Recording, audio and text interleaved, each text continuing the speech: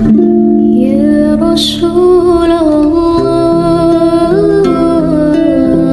يا نبي. Waalaikumsalam warahmatullahi wabarakatuh. Yai, mau nanya tentang tokoh Siti Jenar atau Abdul Jalil, Raden Abdul Jalil. Itu kalau dari cerita banyak sekali, tapi nggak tahu kebenarannya yang mana.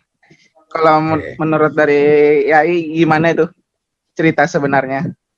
Jadi dulu waktu awal Islam itu kan nggak bisa langsung kemudian secara komplit diajari semua.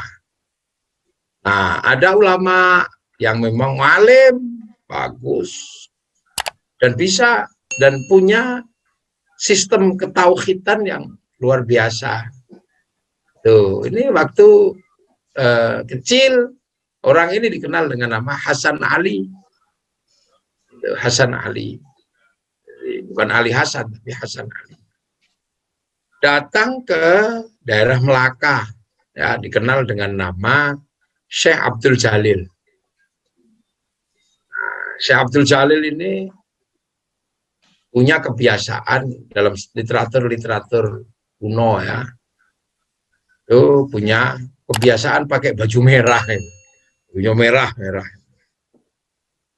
Nah, akhirnya ketika masuk ke tanah Jawa, mendapatkan tugas untuk mengajarkan syahadat tok. Belum mengajarkan sholat, baru mengajarkan syahadat. Nah, ketika cuma nggak ngajarin sholat, cuma ngajarin syahadat. Nah, ketika ngajarin syahadat inilah Syekh Abdul Jalil buat pondok pesantren Lemah Abang.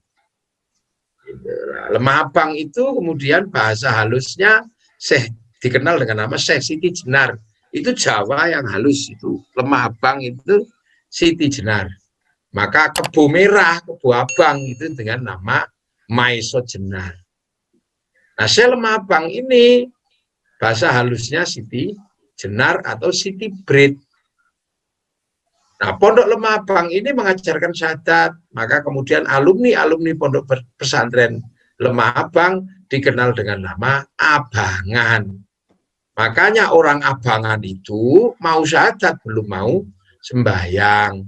Kalau tempatnya Kiai Kholik Yahya ini, sembahyang itu keluarnya sembeang. Belum mau sembeang, gitu. Kalau di Wonosobo tadi itu tempatnya Pak Abdul Fattah, Dongan itu, Sigedong itu ya gitu. Nah itulah, makanya kemudian disebut Syekh Lemah Abang, santrinya disebut Abangan. Itu memang tugasnya untuk mengajari syahadat.